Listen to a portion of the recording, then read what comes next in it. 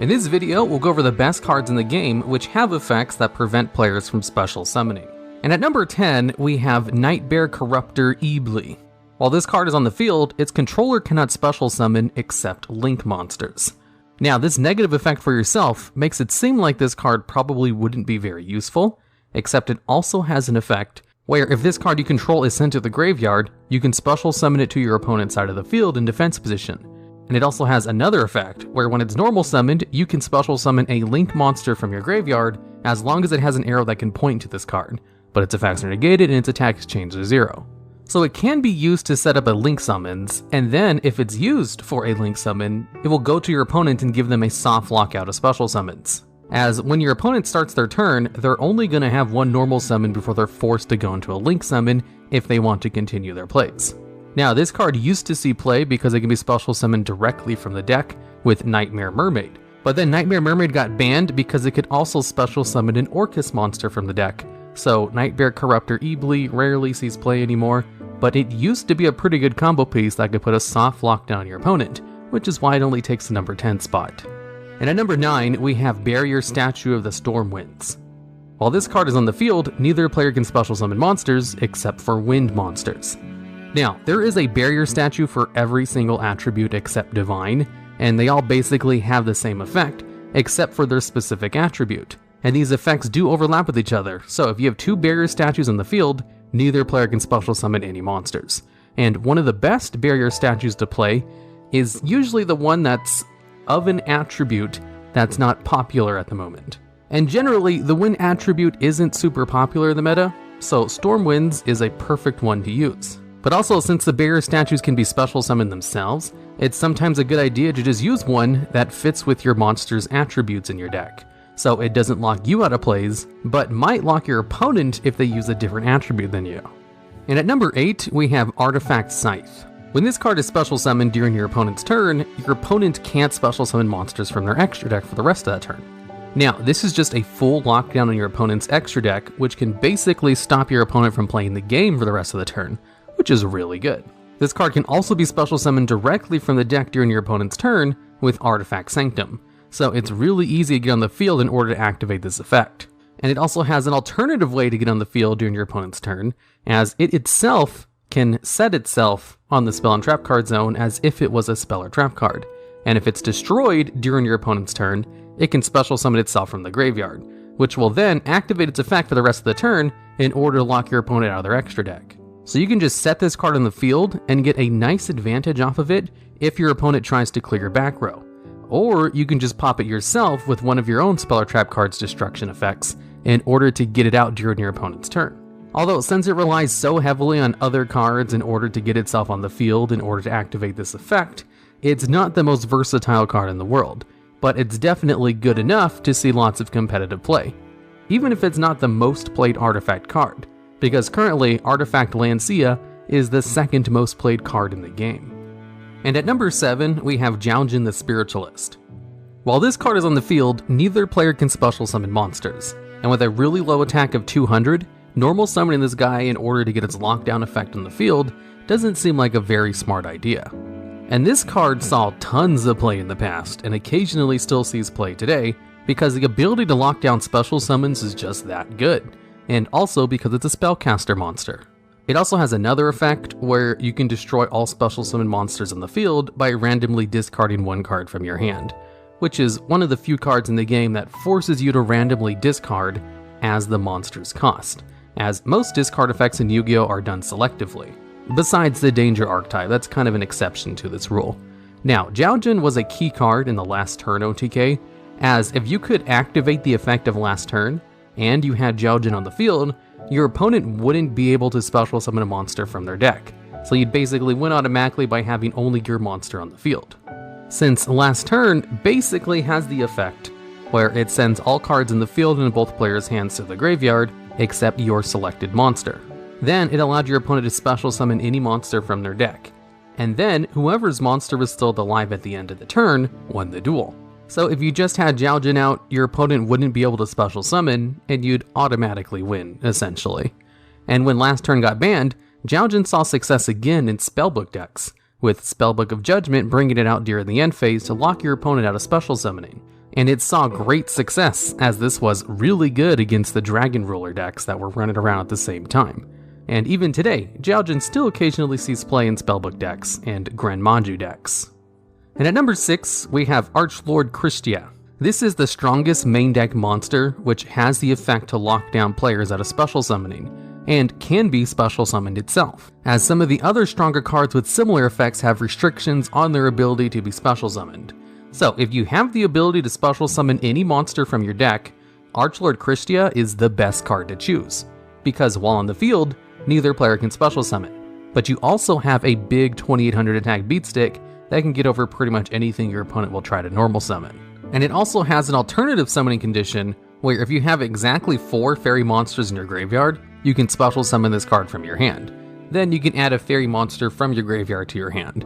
And also, if this card would be sent to the graveyard, you can place it on top of your deck instead. There's a reason this card appeared on the ban list a couple of times throughout the years, but currently is unlimited, and it will occasionally see play in anti-meta decks because it's the biggest body which can prevent special summons. And at number 5, we have Fossil Dyna Pachycephalo.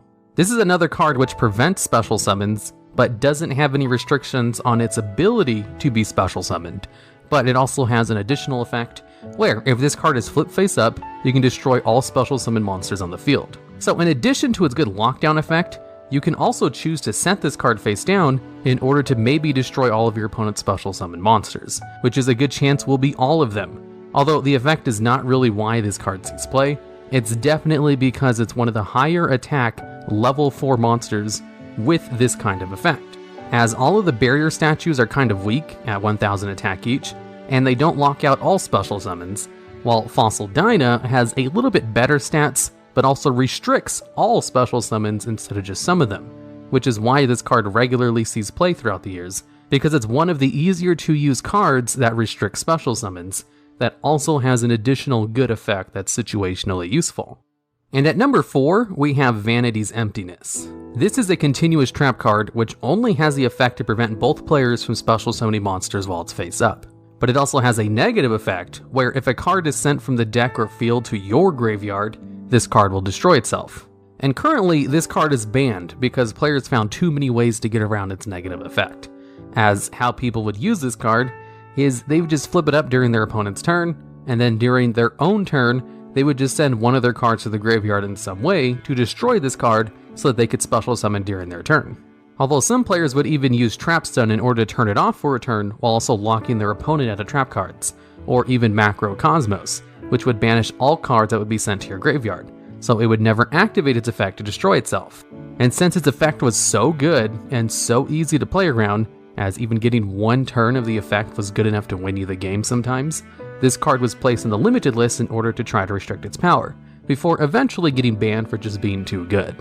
The effect to lock your opponent out of special summoning is one of the best effects in the game, which is why it's kind of rare or tied to pretty small monsters. So its effect being tied to a continuous trap card was just a little bit too strong in comparison, since you can always attack over a monster, but you need an effect in order to destroy a spell or trap card. And at number 3, we have Royal Oppression, a card that's like Vanity's Emptiness, but better. While this card is face up on the field, both players can use this card's effect in order to pay 800 life points to negate the special summon of a monster and destroy those cards. So as long as you have this card out, you could just keep paying 800 life points to stop all of your opponent's special summons. And it was supposed to be bounced around the fact that your opponent could also use it to stop your special summons. But the way players would use Royal Oppression was basically in a deck that didn't rely on special summons anyway, making it an excellent, overpowered Floodgate card, or they would just kind of turn it off or get rid of it during their turn in kind of the same ways they did with Vanity's Emptiness. Or they just destroyed it during their turn, as you only really need the effect for one turn. And just like with Vanity's Emptiness, since it's a trap card that stays on the field that locks out special summoning, it's a lot harder to play around than a small monster like YUgioh. So it got banned for having very little counterplay and being way too strong for what it was doing. And at number 2, we have Dijin, Releaser of Rituals. If this card is used for the ritual summon of a ritual monster, that ritual monster will gain a lingering effect to lock your opponent out of special summoning as long as this card is face up on the field. And lingering effects cannot be negated. So this effect was even better than having a face up Fossil Dyna on the field, as your opponent could special summon if they just simply negate the effect of Fossil Dyna for a turn. But you can't negate the effect of Dijin Releaser's effect on a ritual monster. You'd have to either destroy it or flip it face down. This card could also be used for a ritual summon from your graveyard, and this became a big problem once Necron's decks came out.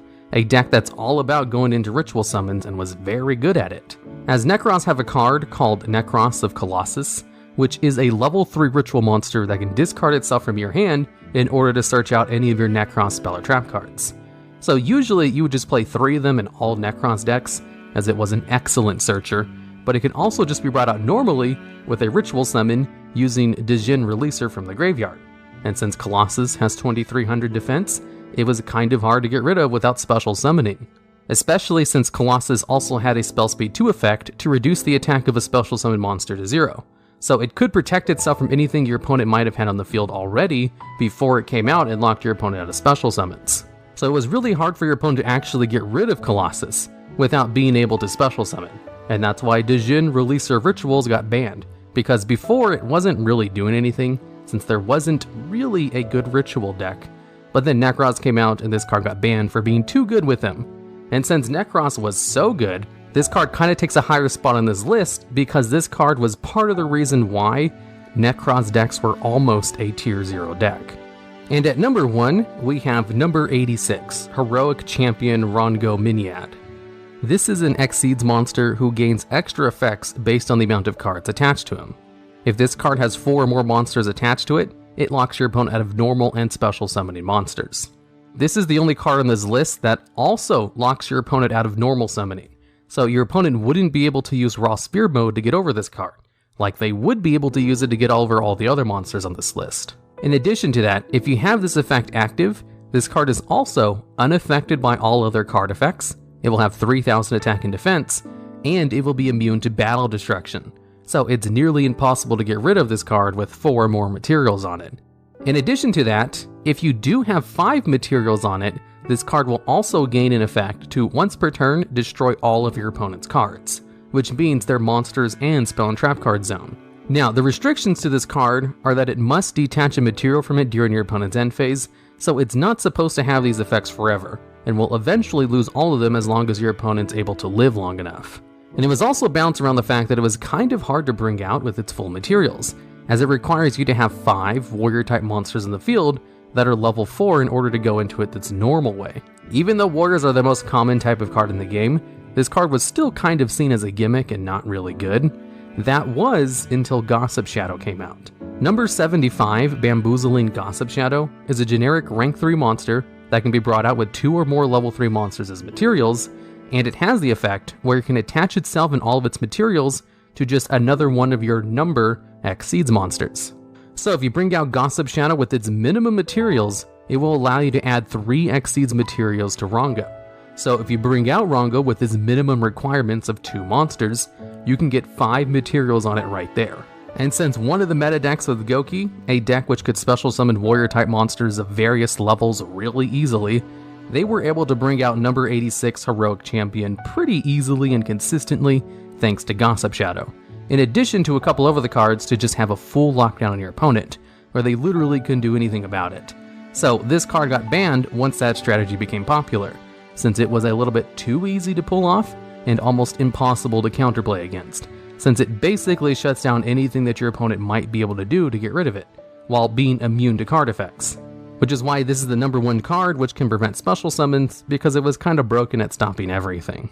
Alright, and that's the end of the list. If you think I missed any other cards that can prevent special summons, or have ideas for future videos just like this one, I'd love to hear about them down in the comments. And did you know, only 31.5% of people who watch these videos are subscribed? So if you like the video, maybe you should subscribe.